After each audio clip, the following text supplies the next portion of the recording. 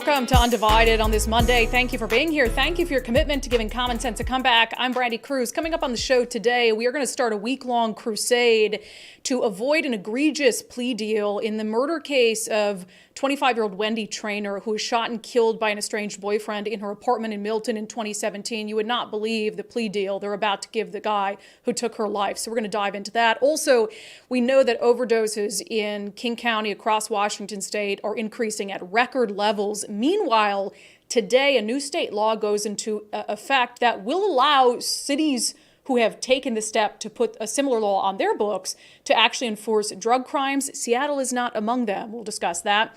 Also, an unbelievable response to the latest viral country song, and the Biden administration's faltering on the response to what's happening in Maui. This as Vice President Kamala Harris prepares to come to Seattle for a fundraiser, all just very, very strange. If you've not become a subscriber to the show already, please do so. It's very simple. You just go to undividedpod.com, undividedpod.com, and you click on the button that says support the show for $5 a month. I'm laughing. Nicole's giggling because later on we're going to talk about her hilarious cousin who wants to give us money but cannot figure out how. We have a very funny picture to show you when it comes to that. But in all seriousness, so if you watched Sundays with Subscribers yesterday, which is the weekly show we do for Undivided subscribers, we had just a heartbreaking interview with the aunt of Wendi Traynor. And if you've lived in our area long enough, Wendi Traynor's name and her face will look and sound familiar to you. And that is because it was a horrendous crime. I mean, here you have a 25-year-old girl who is in her apartment in Milton that she just moved into, and she is shot and killed by her estranged boyfriend, Joshua Ellis. And, you know, I think some of the true heartbreaking aspects of the crime, I mean, she's left there dead in her apartment. Her family, her dad and her uncle find her a week later dead. And you can only imagine for a family how heartbreaking that would be, and we'll get into a little bit of it. But that case went to trial in 2019, and the evidence against Joshua Ellis was overwhelming. There was no question that he had done this, and he tried to trot out some BS self-defense claim, which the judge absolutely rejected wholesale.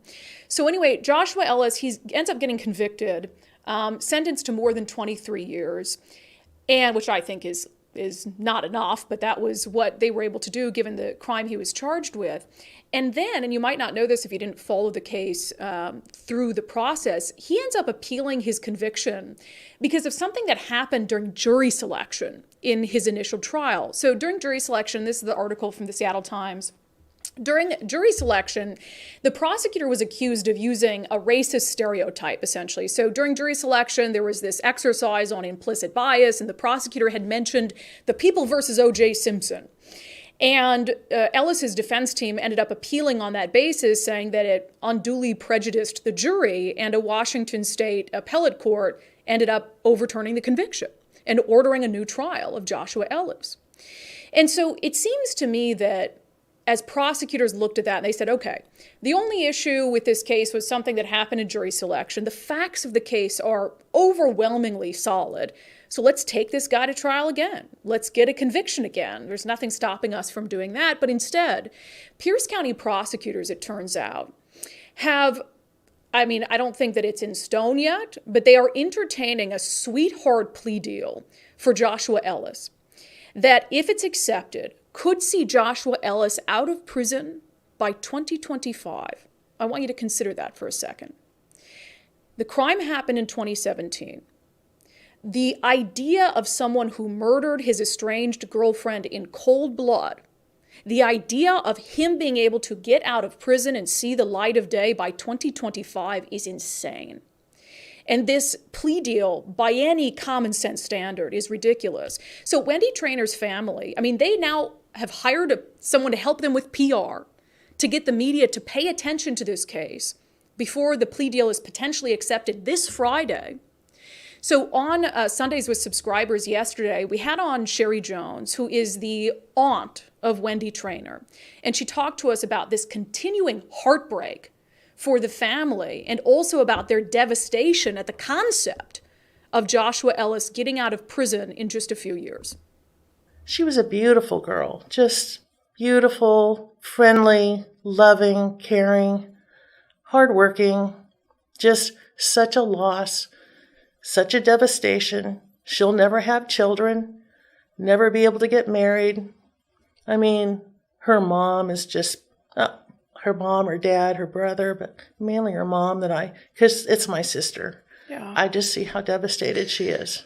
I can't imagine. Yes. And, you talk about justice, and you hear that, from families, we want justice. And that looks different for different people, right? But in that first trial, did you feel like the outcome of that first trial was justice for you? No. Why not? It wasn't enough. Yeah. It wasn't enough for us. Yeah. But it was the maximum amount that he could give. And the judge did say that. He did basically say said, that. I wish I could do more. He wished that he could do more.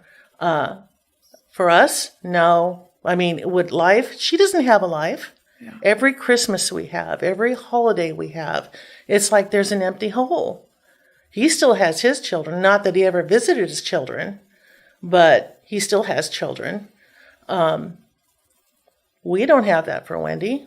Yeah. And now they want to cut it in half and give him, instead of 230 months, 120 months. I mean, what? Initial trial happens. The conviction happened. Wasn't enough, but at least there's some, finality to his case. When did you find out that that was not the case, that his conviction would be tossed out? Well, we knew that they had filed for an appeal. Yeah. And we had heard through the grapevine, whatever, they just thought they would try it and see what happened and throw it and see if anything stuck to it did. Wow. And everybody was shocked over that, the reasoning behind it, why it was given, approved. So when they came to us with this appeal deal, I was on vacation, and the head detective was on vacation. We came back the day before the trial was supposed to start. Nobody had told us anything till the day before the trial was to start. So everybody came back all amped up, just scared, ready to go and hit it again. And they said, oh, we have a plea deal. What? In this latest go-around. Yeah, latest go-around. And we knew nothing about it. None of the family knew anything about a plea deal. No. And we're all sitting there on a Zoom conference just going, are you kidding me? What? And then we found out what the terms were, and that's just too much. Too much. Can you imagine the prospect of him getting out in 2025? Oh, we're just petrified. I mean, we're getting prepared for the sentencing for when the family can speak. I don't know who they're going to let speak, but we're all doing our impact statements. It's horrible. Now, there's 7 second cousins now that have been born since Wendy's been gone that she's not had a chance to meet. I mean, it's affected our whole family. It's just down generation to generation. We can never let it go. It's like every day we mention something about her. It's her poor parents, her brother. My children. It's terrible. Who are you more upset with at this stage? Is it Joshua or is it the system? That's a very hard question. Yeah. To me, I mean, I'm very, very unhappy with the system.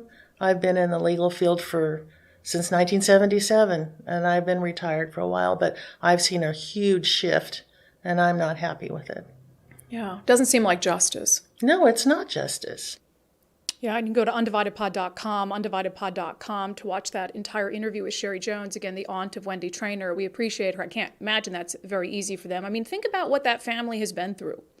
And I'm going to talk about cold action, what we're maybe able to do about this, but Wendy's 25, and again, her dad and her uncle find her dead after she'd already been dead for a week. And I hate to be graphic about it, but when you think about the egregious nature of this crime, he let her sit there and decompose, and then had the gall, the audacity to claim self-defense at trial, never called the cops, never called paramedics, no evidence of self-defense. And as I said, the initial judge rejected it wholesale.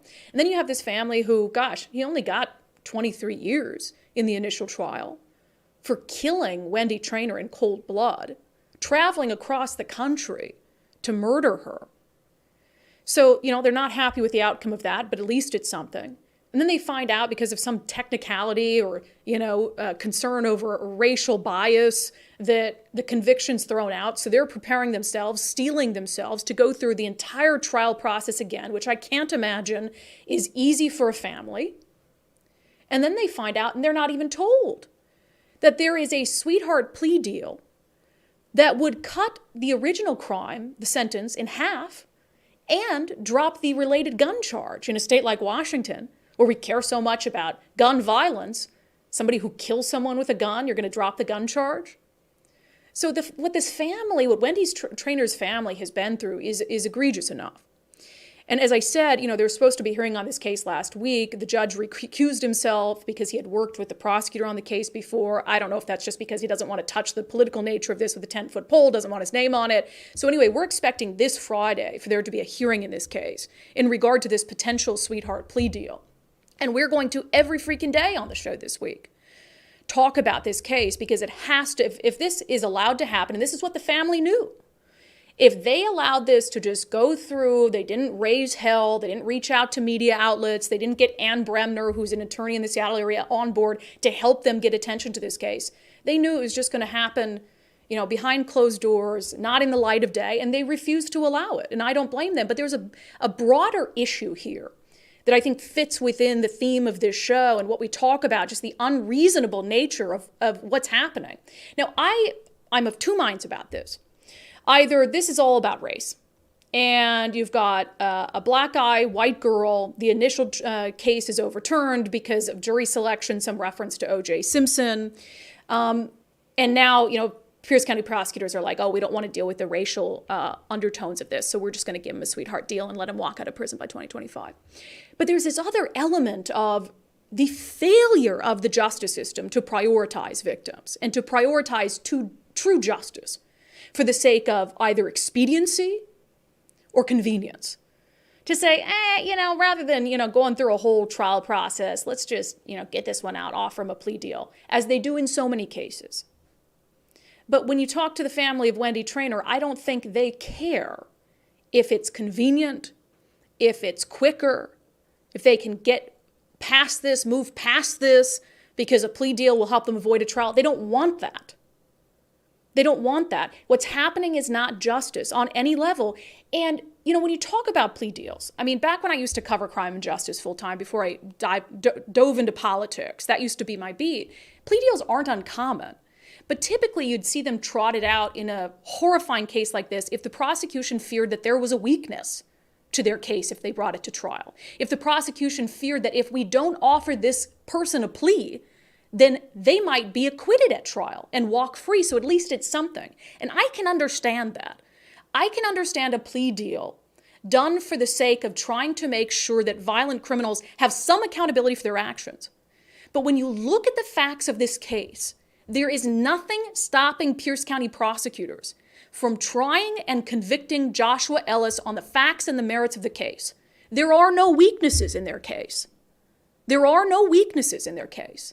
And the family is ready to go into a whole new trial if that is what it is going to take to have some sort of justice for Wendy Traynor.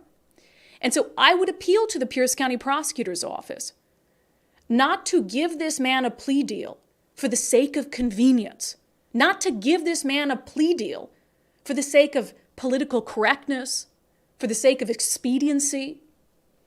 So like I said, we're not going to let this case go. We'll be talking about different aspects and angles of this case all week on the show, because this isn't just about Wendy Traynor, although it is about getting Wendy justice, and it's about justice for her family. But it is about drawing attention to the sad state of our criminal justice system and how it seems to cater to violent criminals instead of innocent victims. And it's not right. This is a strong case. It is a case that can easily be won on the facts. And the Pierce County Prosecutor's Office ought to take it to trial. All right, so again, we'll be talking about that case all week. Coming up next, a new state law is going into effect today that would make it, once again, a crime to possess, to use drugs in public. However, there are some cities that never took action to codify their laws with state law.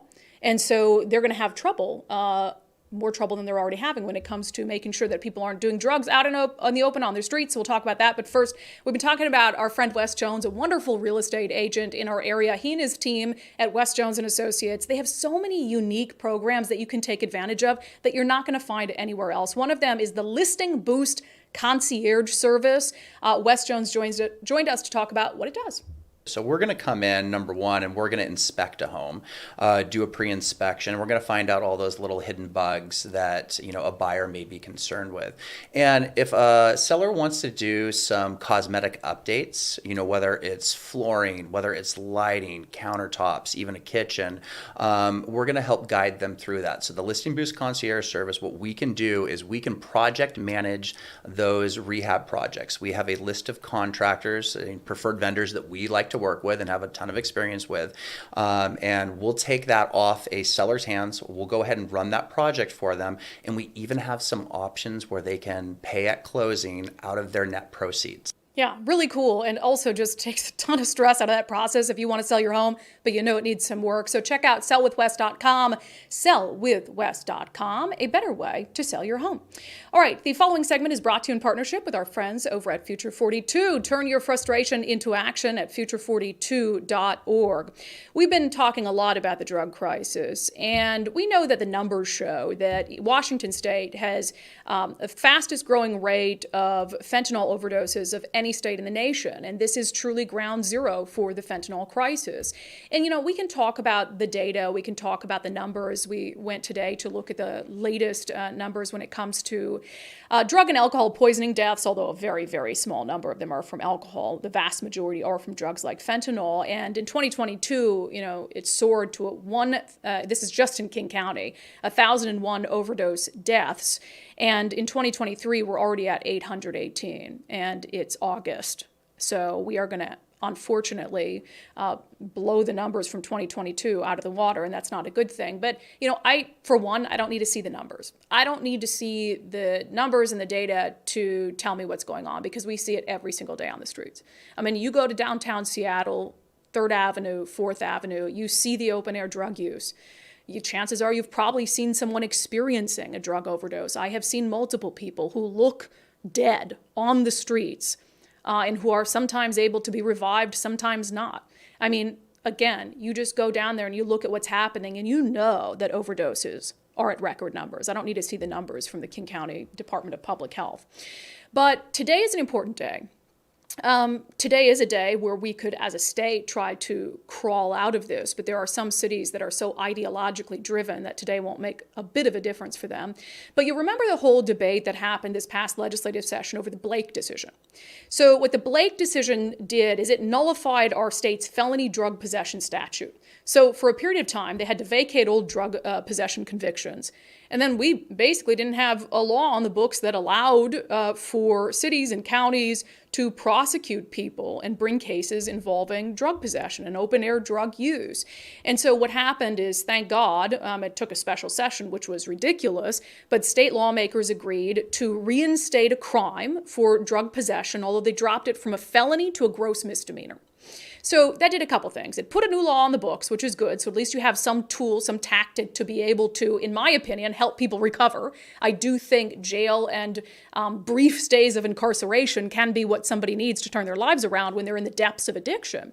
But what it also required is cities and counties to try to make sure that their laws matched the state law so that they would be able to enforce that new state law. And the challenge here is when drug possession was a felony, it was in the purview of county prosecutors. So in King County, that would be no questions asked, the King County Prosecuting Attorney's Office's job to prosecute those cases. But when the state dropped it down to gross misdemeanor, the King County Prosecutor's Office said, hey, we don't have the resources to go after gross misdemeanors. That's not our job. That is the city attorney's job. And so Ann Davison, who is a common sense city attorney, I mean, maybe one of the only common sense politicians in Seattle, she said, okay, let's do it. She put forth a proposal saying, hey, we're going to put a law on the books in municipal code that allows us to enforce this new state law. And remember what happened with that. It went to a vote on the Seattle City Council, and Andrew Lewis, the councilman for downtown, cast the deciding no vote to say, no, we're not going to pass that.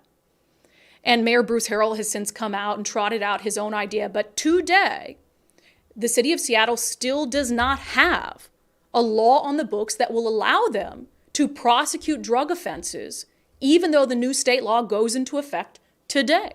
Despite Ann Davison's best efforts, despite a few common sense members of the Seattle City Council's best efforts. So here you're going to have all these other cities and all these other counties who are able to finally have a tool to be able to, if they have the political will, go after these cases, stop people from using drugs out in the open, overdosing out in the open, killing themselves on our streets. And the city of Seattle's where the problem is the worst. They're like, we'll get to it eventually. This is the article from Fox 13. Seattle unable to prosecute drug arrests due to city lawmakers' delay. And I wouldn't so much call it delay as cowardice. I really would like to replace, maybe I should really quickly get my job back with Fox 13 just to change this headline and then quit again. Because I like that better. Seattle unable to prosecute drug arrests due to city lawmakers' cowardice. And they got a statement from Mayor Bruce Harrell, who was MIA during the city council vote to try to pass an ordinance. MIA, and now he wants to act like, I'm the one who's going to fix this. He said, his office said, Mayor Harrell is committed to urgent action to advance sustainable improvements to public health and public safety. While the council considers this proposal, the one he came up with, we will continue to design and implement new and innovative treatment options and reduce access to dangerous illegal drugs by holding dealers and traffickers accountable, whatever that word soup means. And again, had Bruce Harrell intervened when the initial vote was going to happen, had he been part of that deal-making process behind the scenes, it would have passed. I am convinced of it. But he was MIA, he didn't touch it. Now he wants to act like he's going to come in and save the day. He says, Mayor Harrell's committed to urgent action. Urgent action? Urgent action would have been taking action the day that you got into office, when we already had people dying out in the open on our streets, when we already knew that the fentanyl crisis was reaching record levels. That would have been urgent action. This ain't urgent action. This is political cowardice, and this is long, long delayed quasi-action, which is saying, hey, we're working on it. Working on it isn't good enough anymore. So I am very interested to see, for the cities and counties that had the political will to make sure that their laws were in line with state law so that they can start enforcing this, I am looking forward to seeing how it impacts the drug crisis on their streets. I'm looking forward to seeing if there is improvement. Not only improvement in the quality of life for their law-abiding citizens, but improvement when it comes to the number of people who are dying from overdoses. At the same time, I am looking forward to seeing how those improvements do not happen in the city of Seattle, given the fact that most politicians in Seattle were unable to find the political will to get this done. It's truly ridiculous. That segment was brought to you by our friends over at Future 42. Turn your frustration into action at future42.org. All right, again, a banger of a song. But the mainstream media and the entertainment world says just more right-wing propaganda. Let's get to it in our segment, Unbelievable.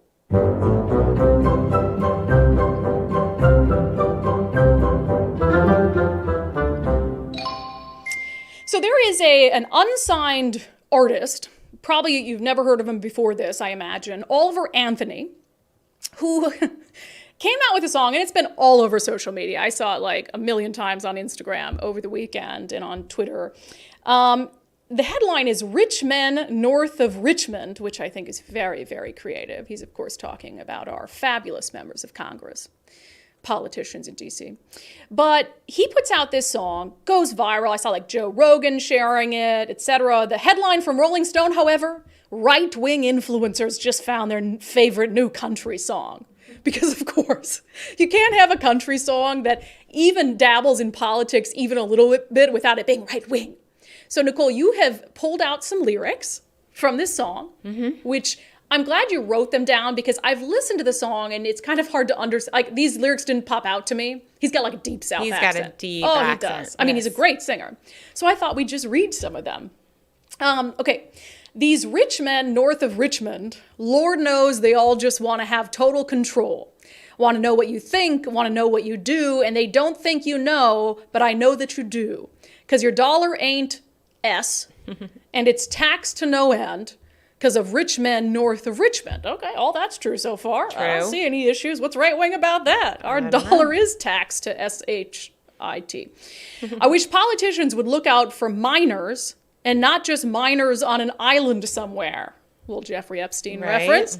Lord, we get folks in the street, ain't got nothing to eat, and the obese milking welfare. That's a strong lyric. Gets even stronger. Well, God, if you're 5'3" and you're 300 pounds, taxes ought not pay for your bag of fudge rounds. Okay. All right, that's a little mean. However, I've heard many a rap song with much worse mean lyrics. And it's not totally untrue. Right? Young men are putting themselves 6 feet in the ground because all this damn country does is keep on kicking them down. Lord, it's a damn shame what the world's gotten to for people like me and people like you. Wish I could just wake up and it not be true, but it is, oh it is. So that's just a little sampling of it. Look, he's sharing his opinion as a man who lives in the South with people working themselves to death, only to have their dollar taxed to you-know-what, and to have people who are taking advantage of the welfare system in this country who are perfectly capable of working but choose not to. So I don't see anything right-wing about that. Like I always say on the show, if that's right-wing, sign me up. Well, I think they're also just upset about this Jason Aldean song that it's been #1 for 2 months now because of the controversy around it. So whatever they were trying to cancel him over only helped him, right? And let's pull that up because we talked about on the show before. We talked about Jason Aldean had tried that in a small town. It was basically this song about, hey, you know, all these riots and all this stuff that we see on the news. Try that in a small town and see what happens. And then they painted it as pro-lynching because he shot it in front of a courthouse that in 1927 there was a lynching, as if he was supposed to know what happened at that courthouse 100 years ago. So CMT removed his video, and as you said, it just shot his song to #1. Oh yeah, and I mean he has a concert here actually next month on your wedding day.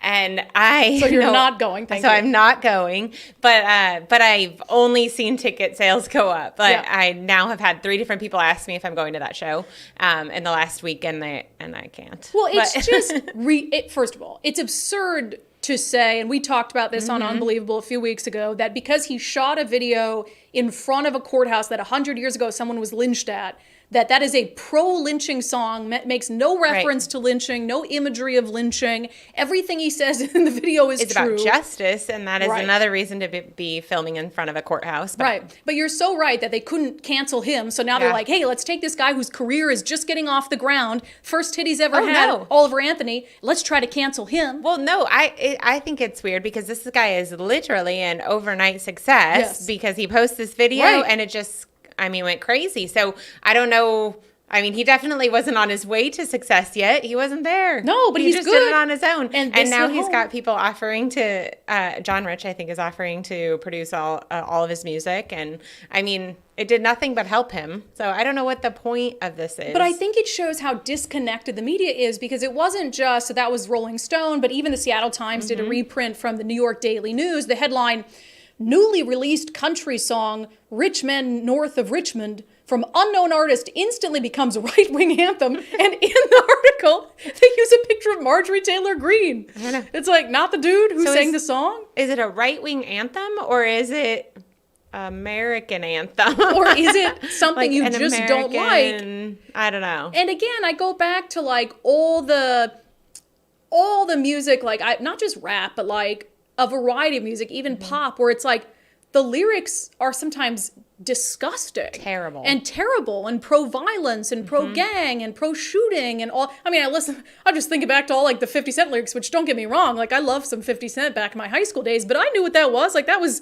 some violent stuff talking about murder. And it's like, that's not like some, left-wing extremists find their new anthem. Right. It's like, no, but this one that talks about welfare and overtaxation and the power of rich people who represent us, quote unquote, in Congress. All right-wingers found their anthem. Oh, yeah, they make reference to the welfare statements being Reagan era-ish. For the love. But again, I go back to saying, it's only helping these people. So obviously the media is so out of touch because they're like right wing. And then these individuals like find success unlike they've ever seen. But I'm like, if that's right wing, sign me up. Yeah. Like all these things that the media calls right wing, I'm like, well, that's not so bad. Right. Like, maybe I am right wing. It's like, sign me up because that's just, I agree. I don't like him making fun of obese people. I don't think that's very nice. And, I'm not sure if it's making I fun love some of. bags of fudge rounds. I think he's talking about Keebler cookies. Like, I'll eat some of those. I think, though, it's pointing out that you're encouraging this behavior, and people are dying because of it, and you have no remorse over that, right? So there's all these other things you claim to have, care about people, but then you're like, these people are just being supported on welfare and not encouraged to get healthier, get busier. Right. And then anytime Republicans want to say, hey, maybe we need more work requirements or, requirements to show that you're making an effort at work if you're able-bodied, then Democrats are like, oh, that's terrible or that's racist or whatever it is. It is a pretty mainstream opinion. That's the other thing, is that a lot of these things that the media calls right-wing, I think that they're opinions that are far more mainstream than the media will recognize. And abuse of our welfare system, people taking advantage of our welfare system, while at the same time, hardworking Americans who are just getting by, working one job, two jobs, the government's constantly finding ways to take from them, to tax them, to make life more difficult for them. And that's unfair. And I think that's a very reasonable mainstream opinion. And so for the media to instantly say, oh, that's right wing, it's like, how out of touch are you? Right. How out of touch are you with everyday Americans? And so that's why we do this show, by the way, because we can't stand to exist in that space anymore, but it's absolutely unbelievable. Right. But please, I'm sure this guy's like, hey, keep calling my song right wing. And go listen to it. It's a pretty decent song, and we can't play it because YouTube would yank our videos. Yes. But go listen to it. It's a pretty good song. Give him a hit. Give him a little hit. Download. What do kids download music on these days? Still iTunes? I guess if you download it, I think people just listen on like Spotify and listen to it. Good for him. But absolutely unbelievable that the media continues to. Anytime anyone who even seems like a Republican has any sort of success in the entertainment industry, right wing, pro-lynching, racist, unbelievable. All right, coming up next, we're going to talk about it's devastating what's happening in Maui. But the Biden administration, I mean, the faltering on this response, Nicole was saying it's going to be like the Bush Hurricane Katrina moment. It's pretty bad. So we'll talk about that coming up. But first, I've been talking about the success that Mike and I have had as members of the First Mark family. Mike and I took the First Mark Challenge back in the spring. We ended up with much better insurance than we had. The challenge itself is free. All it entails is you scheduling a little virtual meeting with First Mark Insurance, talking to them about your current insurance, your insurance needs. Maybe you need more insurance. Maybe you need better insurance. Maybe you need cheaper insurance, or all of the above. And then they go to work for you for free. Here's Dave Taylor. He is the CEO of First Mark. We believe and we say that we will help 100% of the people that we work with. Okay. Now that doesn't mean necessarily that 100% of the people we work with are going to become First Mark clients, but we believe that we will actually help 100% of the people, whether that be stay with your current carrier, but let's modify your coverage a bit so you're better protected, or ultimately, hopefully come over to First Mark. We're going to put you with a different company and give you better coverage, right? So the challenge is really challenging individuals to give us an opportunity to prove that to them. That's really what the First Mark Challenge is. Yeah, and I think a lot of people, when they go shopping for insurance, they're either like, okay, I want the best service, or I want the best value, or I want the best insurance. With First Mark Insurance, you can get all of that. You don't have to pick and choose. And so I highly recommend just taking, not just because they're a sponsor on the show, Mike and I love it. We feel like we have such good service. We have much better insurance than we had previously, and we're not paying any more than we were paying previously. So it's a no-brainer. So take the First Mark Challenge, firstmarkinsurance.com, firstmarkinsurance.com. They work for you. Okay, let's step outside of Washington State. So the death toll continues to rise in Maui, and oh my gosh, the video is just heartbreaking. And Nicole, you've been to this area. I haven't been to this area. So I have to imagine, like, if you've been there and then seeing it just burn to a crisp is just unreal. It's heartbreaking. It's just heartbreaking to see all of so much history there, things that, people have taken pictures in front of for 100 years since our cameras, I guess. Yeah. And then I know someone whose parents got married at a chapel there, and then they got married at the chapel, and the chapel just burned. It's just heartbreaking. It's heartbreaking to see. And then, the pictures of the charred cars as people were trying to escape, all the water pictures, things in the water. It is just heartbreaking. Yeah, we're starting to really understand the depth of the loss of life and the devastation. It says this from CBS, 96 people confirmed to have died as of Sunday, but officials warn the figure is likely to rise. Nicole had mentioned that they're out with cadaver dogs, working their way through hundreds of homes and burned out vehicles, because there was this thought that people were trying to flee. The fire moved so fast, so you might have had people who were burned alive in their vehicles trying to flee. I mean, it's just devastating. I think you said around 1,000 people unaccounted for. The numbers I've said, not everybody's quoting that number, but there's around 1,000 people missing. Yeah. And it doesn't look good if you're still missing a week later. Yeah, and there's some spotty cell service out there right now, obviously. And so there's a question about hopefully some of those people are found and they just can't get a hold of them. But really devastating stuff. So this is a national crisis. It's a national emergency. And apparently Biden doesn't think so. I don't know how else to put this. So he's been really hush-hush about it. So he's out on the beach for a little vacation, which he does a lot. And Justin Sink, who is a journalist for Bloomberg, he shouted apparently like a question at Biden when Biden is at the beach. And this is his tweet. He says, after a couple hours on the beach, POTUS was asked about the rising death toll in Hawaii. You know what his answer was? No comment. I can't even fathom that. As the president of the United States, sitting on a beach, enjoying the weather, a journalist asks you to comment on the rising death toll of this national tragedy, and your response is no comment. Now, I could take that two ways because it is such an egregious response. Maybe he didn't hear the question, and maybe he just said no comment because we've already talked about his faculties, right? And that's also a problem. Or maybe he did hear the question, he said no comment, and that is horrendous. As Nicole said, that's like the Bush looking over Katrina. But you know what? At least Bush went there. I mean, he was flying above it, but I mean, he's sitting on a beach. Right. How bad does that look? The optics are terrible. Terrible. At least just hang out in your house. Don't let people see you doing this thing that people used to do where this place is burned up. Yeah, and so after that, so this was just this morning. I'm assuming it's because of the embarrassment of the president saying no comment. So whoever on his staff on the president's Twitter account finally said something, said, as residents of Hawaii mourn the loss of life and devastation taking place across their beautiful home, we mourn with them. Like I've said, not only our prayers are with those impacted, but every asset we have will be available to them. And he has, said about getting funding for Hawaii. So it's not like he hasn't said anything about it. But as we're realizing the death toll, to have a reporter ask you what your comment is and to say no comment at that juncture is unreal to me. And then there's the optics of Vice President Kamala Harris. I mean, even if the president can't go, send Kamala Harris. I mean, I saw a video of Oprah Winfrey, who's like a part-time resident of the island, out wearing a sun hat out at these, what do you call them? Cots, like an emergency. Volunteering, putting pillows behind people's heads, and it's like, Oprah Winfrey's there. Like, I'm sorry, get Kamala Harris down there. But where's Kamala Harris going to be tomorrow? She's going to be right here. Not in studio, although that would be entertaining.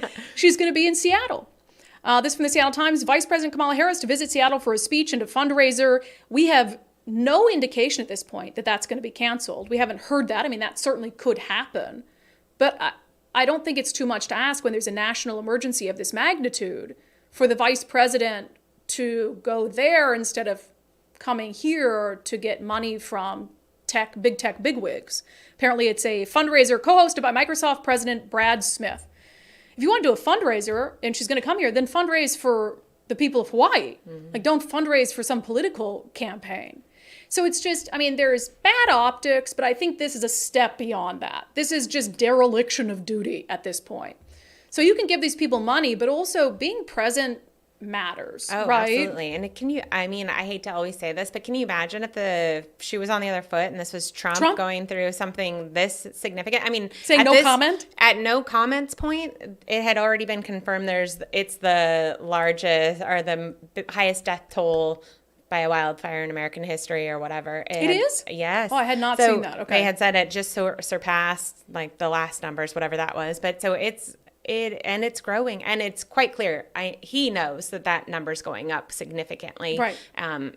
It's just obnoxious that he's sitting out on a beach. Well, and it's the reporter made sure to note, like, he'd been at the beach for several hours. It's not as if we didn't give him room. So he's out there, and then they ask him this question. You can just say, hey, we're monitoring it. It's horrific, and we'll have more soon. We're trying to get resources to them, federal emergency aid. Really, really just, I mean... It's wild. And even Kamala Harris, so she has tweeted about it. She tweeted about it, I believe it was the day after the fire started, the same day we first spoke about it on the show, when when we were realizing what had happened. She tweeted about it that day. And since then, she's only retweeted some posts by FEMA. Yeah. And so I don't understand why this isn't a bigger deal that we haven't heard from him. I mean, there's been days now, and I get it. Like, it's growing. We don't even know the extent yet, but it's quite clear that it is a significant historical event at this point. Right. And I'm not saying necessarily you have to go there, because I will say sometimes it bothers me when you have politicians go to the site of an emergency because it's a distraction. And it's like, we don't have the resources to be able to deal with the president or the vice president being here. And so I get that. And that was the Bush excuse, right? That's why he didn't land there, because he thought that would be a distraction they needed. So that things like that make sense, but come out and talk about it. Come out and tell them there's help on the way. Tell them that, Yeah, and don't say no comment. That's the bottom line. That no comment's ridiculous. Doing any sort of political fundraising is a little bit ridiculous. So unreal. Okay, one more national story before we get to questions and comments. Oh, for the love, San Francisco. At least Seattle's not San Francisco, although it's close. Yeah, it's close. So this is from the San Francisco Chronicle. Officials at the U.S. Department of Health and Human Services advised hundreds of employees in San Francisco to work remotely for the foreseeable future due to public safety concerns outside the Nancy Pelosi Federal Building on 7th Street. So the federal building in San Francisco, it's named after Nancy Pelosi. And now these federal workers are being told things are so bad outside this federal building that they're telling federal workers to work remotely. And that's why I laugh at anyone who wants to continue to downplay the depth of the public safety crisis in West Coast cities like San Francisco, like Los Angeles, like Portland, like Seattle, when it's so bad that you have to tell people don't even go to work, and there is not an absolute emergency response to the situation. You have failed. I mean, you failed long ago to let it get this bad, but I just think it's this extra little zing, the fact that the federal building is named after Nancy Pelosi, and they're like, hey, can't go to work there, way too unsafe, so work remotely. For one, I don't like individual employees having to deal with that if it's unsafe, but it's the federal government, and certainly there's something the federal government could do to be able to improve the situation, not just for their own workforce, but for all the workers down there who don't have the luxury of being able to work remotely. Okay, coming up next, we'll get to your questions and comments. But first, I've been talking about my success on the East Side Weight Loss Clinic plan. I just had a friend start the program. I won't use her name yet because I think she's in media. She's going to do advertising for them as well, but I'm not sure if she's made that public yet. But now I have a partner in crime.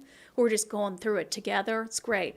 So I'm down 36 pounds in the program, feeling wonderful, especially before my wedding. I'm just so glad. This time last year, I'm not even going to say how much I weighed, but had I been getting married this time last year, I would have looked at pictures and been like, Brandi, why don't you do something sooner to get that COVID weight off? So I'm so glad I did before my wedding at the end of September. If you are interested in trying the program, no prepackaged meals, no counting calories, no strenuous workout routine, no weird thing like hypnosis. It just teaches you how to eat the right foods in the right portions and then how to maintain that weight loss for life. Do what I did and what so many others have done. Schedule a free 15-minute consultation at eastsideweightlossclinic.com. That's eastsideweightlossclinic.com. You will love Dr. Ryan Coogan and his team. They're there to help you every step of the way. Okay, before we get to questions and comments, you showed me this hilarious. What's your cousin's name? And his name is Eric. Eric, how are you, Eric? Your cousin Eric took a picture of him trying to insert a $20 bill into his radio while he listened. He was listening to the unDivided podcast. And he told you that he really wants to give us $5, but he doesn't know how. Right. So I saw him over the weekend. We had a family a family reunion. I saw him, he said, and I know he's a big fan. He texts me about listening all the time on different topics. And he said, I really want to give you that $5. I just don't know how. And I said, we literally say it at the beginning and end of every show. And he said, yeah, but you just give out a website. I don't know what to do then. And I'm like, but maybe it'll explain if you go there. So Eric, first of all, this is hilarious. And this made my day. I had such a good laugh at this earlier. You should have just taken that $20 from him. I know. You should have just taken that $20 from him. That would have been much easier. But in case you are like Eric, is Eric, how old is Eric? If he's your cousin, he can't be very old.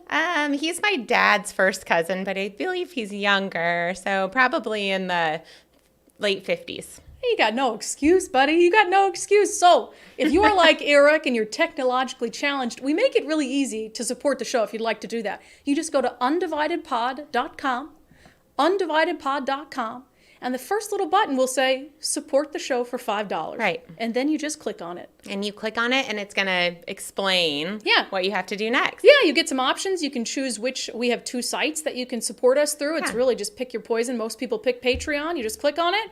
And then you just sign up. And then you get the Sunday show. So my suggestion would be to download the Patreon app. Yes. Subscribe to the show. Yes. And it will notify you when we have a show available, including on Sundays. And and then you keep us doing this job. All right. Update us on your cousin Eric. I know. I said, if you haven't been able to figure that out, have you at least supported our sponsors? And he's like, I don't need another house right now. I'm like, hey, we have a variety of sponsors. As long as you know their names and you will recommend them to your friends. So I gave him multiple options for supporting the show. Very true. Okay, I love that. That was hilarious. That made my day, though.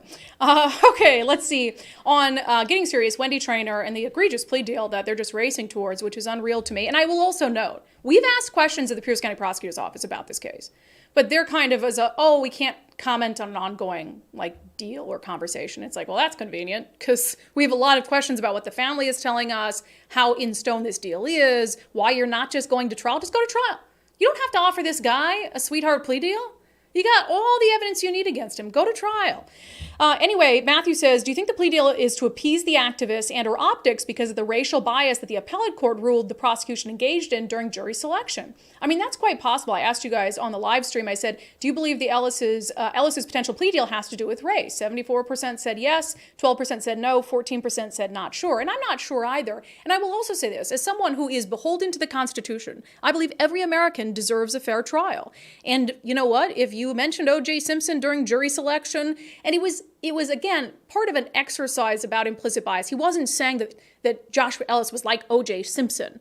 And so I tend to disagree with the appellate court. But look, again, if there was really evidence that tainted the jury pool, fine. I believe every American has the right to a fair trial before their decades of their life are taken away. But that's why I am saying, I'm not arguing. I'm not having anger and a whole thing with the decision from the Court of Appeals. That's part of the process in this country. But what I'm saying is there's no reason not to retry him. The case wasn't thrown out because of some sort of substantial issue with the facts of the case. The case is fine. The case is solid. They can get another conviction. Just take the guy back to trial. Make sure you don't have the same hiccups in jury selection. Make sure that he can't argue that he didn't get a fair trial. And then put that dude in prison. For, unfortunately, 23 years is about all they can do with what they charged him with. So I don't know the answer to that. I don't know if it has to do with appeasing activists or the optics, but to me, there's really no excuse. Let's see here. Aaron says, justice hasn't been a virtue in our society here in Washington for a long time. Look at the definition of that word and think about where we're at as a society, and it makes sense. And I could not agree more. I was thinking about this morning. Why do I feel like there are politicians in our state who spend more time trying to help criminals than help people who are just working hard and minding their own business and following the law? Like, where's the effort for us? Where's the effort to make sure that, we can live our lives and be happy, etc.?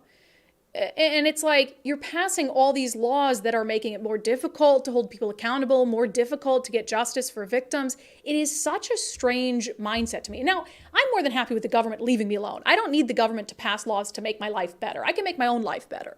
But I don't want the government to be passing laws that take it easy on people who are hurting others, who are degrading society. It's really, really bizarre. All right, JSN says, if the same incident happened in Texas, well, they still have the death penalty. Deanne Sanderson says, I'm not sure if Ellis's plea has to do with race, but it does have to do with a county that doesn't hold criminals accountable. I thought Pierce County was above that, to be frank. I thought Pierce County was above stuff like this. In fact, initially, before you, I don't think you had told me, like, because the family emailed in, I don't think you had said Wendi Traynor, because that, I remember that case from back in 2017. But when you were first telling me the details, I was like, oh, that's a King County case. No, Pierce County, which is shocking to me. Pierce County, don't let us down. All right. Cassie or Casey says, of course, in part, it's based on race. Everything nowadays is based on race. On the drug crisis, the overdose crisis, on the fact that Seattle still hasn't got its you-know-what together to make sure that there's a law on the books where they can enforce drug possession and drug use. Matthew says, if Bruce Harrell were a true leader, he should be calling out the city council regularly for not getting a municipal code to allow for not allowing open-air drug use. Feckless. Totally agree. Soft on drug possession laws, soft on any crime prosecutions. Soft on drug possession laws, soft on any crime prosecutions leads to more crime. These addicts pay for drugs by burglary, car prowls, all kinds of crime. This just snowballs into more crime. And I think that's such a good point.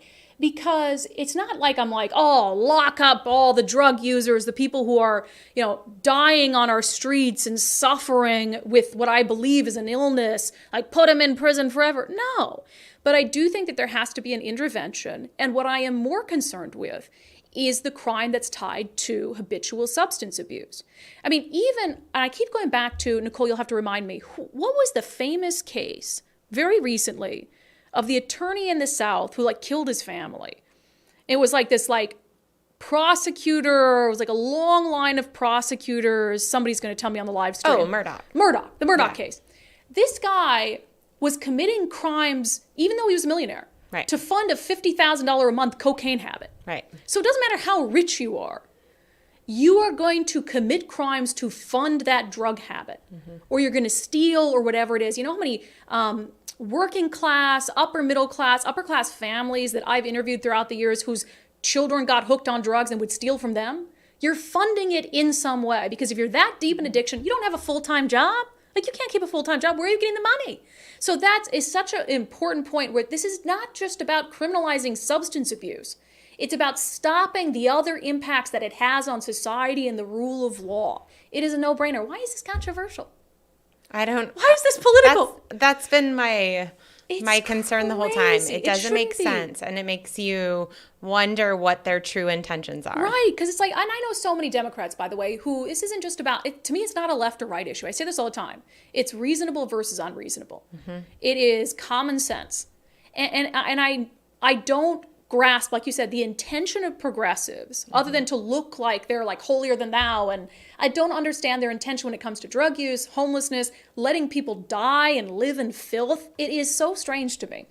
All right. On the song that has been vilified by the media, Todd Welch says, my wife is a Democrat. She believes in a work requirement for welfare. Again, not a left or right issue.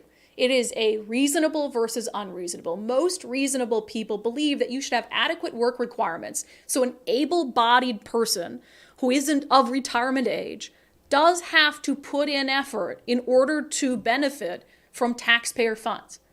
We're not talking about, like I said, if that's right wing, fine, sign me up. That's fine. I'll be right wing if that's what that means. Teresa says, good comments today, guys, by the way. Teresa says, I watched Oliver in a video say, that's the guy, the singer. See, he's so unknown. I don't even know who it is. I watched Oliver in a video say he is dead center when it comes to politics and talks about common sense fixes, and they won't fix it. Talk about symptoms to a bigger problem and they won't acknowledge. Yeah. On Maui, Janelle says, if Trump said no comment, they'd be impeaching him over it. Yeah, that's probably true. If he was sitting on a beach, for sure. Oh, yeah. Oh, if Trump was at Mar-a-Lago playing a round of golf, no. Somebody's going to come back and be like, actually, he did do that. I don't know. Yeah. Off the top of my head, I can't remember any time where Trump was that dismissive of a national tragedy while doing something like at the beach or playing golf. But please do remind me if he did something like that. Okay, good questions and comments today. As always, let's get to our closing sanity check, shall we? Vivek Ramaswamy. We need to have him on the show. You're working on that, right? I think we can get Vivek on. I'm not sold on Vivek. I mean, I think in every presidential election cycle, there's sort of those like one-offs where you're like, that's unusual. I mean, I think of like Andrew Yang. What is the woman from California? Who ran into? So I always throw these things at Nicole. I'm like, Google it. Yeah. Why can I not think of her name? She ran in 2020. A woman. Marianne Williamson. Oh, okay. Thank you. There are always these odd ducks where it's like, they have some interesting things they bring to the table, but like they don't have a chance. Vivek is gaining steam. It's really interesting to watch this, but simultaneously to watch him vilified. But regardless how you feel about him, put that aside, because I want to play this clip for you. I think it is truly a masterclass in civil discourse. So Vivek was at a campaign event, and there's this, what I think is like an independent journalist who comes up to him and says that she's pansexual. And you can tell by her tone and also her posture. Like she's like she's gearing up for like a confrontation with Vivek. Like she thinks he's going to say something that's really going to get her to be able to yell and capture up whatever and go viral. But instead he is so calm. He is so kind. But he's clear, he's concise, he sticks to his beliefs, he completely disarms her. So I want to play the entirety of this video for you. It's from, again, Vivek at the Iowa State Fair. I was just wondering, what were your opinions on the LGBTQ plus community? Well, I don't think it's one community. Really? Yeah, I mean, how could it be? You just mash together an alphabet soup. Trans is fundamentally in tension with gay, if you ask me. But what's your opinion? I'm personally pansexual, so I was just wondering what your views on same-sex couples were. I don't have a negative view of same-sex couples, but I do have a negative view of a tyranny of the minority. So I think that in the name of protecting against the tyranny of the majority, and there are times in this country's history where we have had a tyranny of the majority, we have now, in the name of protecting against tyranny of the majority, created a new tyranny of the minority. And I think that that's wrong. I don't think that somebody who's religious should be forced to officiate a wedding that they disagree with. I don't think somebody who is a woman who's worked really hard for her achievements should be forced to compete against a biological man in a swim competition. I don't think that somebody who's a woman that respects her bodily autonomy and dignity should be forced to change clothes in a locker room with a man. That's not freedom, that's oppression. And so I believe that we live in a country where free adults should be free to dress how they want, behave how they want, and that's fine. But you don't become oppressive by foisting that on others. And that especially includes kids, because kids aren't the same as adults. And so I think adults are free to make whatever choices they want, but do not foist that ideology onto children before children are in a position as adults to make decisions for themselves. And so I think a lot of the frustration in the country, and if I'm being really honest, that I also share, comes from that new culture of oppression where saying those things can actually get somebody punished. And in my case, it's part of why it's my responsibility to say them. And I respect that you may have a different opinion, and that's okay. Part of what makes our country great is that you and I can be civil and have this conversation, and that we live in a country that still gives us, each of us, the right to speak to a presidential candidate and back, and still say that we pledge allegiance to the same nation. So I think that's the beauty of our country, and that's my honest opinion. Awesome. Well, Thanks. Thank you very much. I appreciate that. Thank you for your civility as well. I appreciate it. Oh, could we get a little, the way he disarmed her, and then she ends up shaking hands with the guy. I love it. It's a masterclass in how to engage in civil discourse, how to disarm someone who is clearly there with the intent to try to, or comes into the conversation with some preconceived notion about how you might respond, how you might act. But he did that without diluting his opinion in the slightest. So feel who you want about Vivek. I thought that was a masterclass in how to engage in political discourse in this country. Good stuff. And that has been your sanity check for today. And that has been today's episode of Undivided. Thank you for being here. Thank you for your commitment to giving common sense a comeback. Lord knows we need that commitment these days. If you have not become a subscriber already, please do sign up. This is for Nicole's cousin as well. I'll offer the instructions again. Just go to undividedpod.com. undividedpod.com. Click on the button that says support the show for $5 a month. Pick your pleasure, Patreon or locals. It's the same thing. And then you support the show and you help us do this job independent from the mainstream media. Easy, right, Nicole? Easy. All Or right. ask your daughter to do it. That's what I told him. Or ask your daughter to do it. All right, that's it for today. We will be, Dee says, use the clap sound on the keyboard, Nicole. He hasn't shown me which. Oh, Daryl, what button color that is it? Which color? Daryl, tell us which color. Oh, too late. All right, we'll see you guys back on the live show tomorrow at noon.